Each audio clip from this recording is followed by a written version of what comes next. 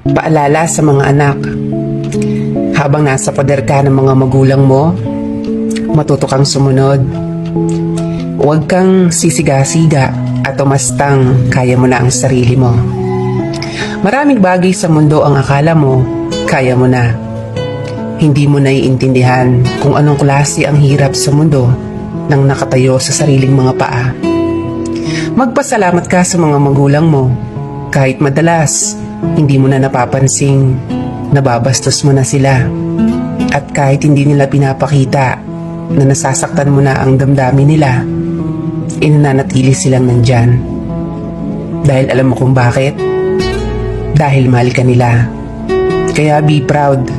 Kayo mga kabataan ng mga magulang pa, mahalin nyo sila habang buhay pa sila.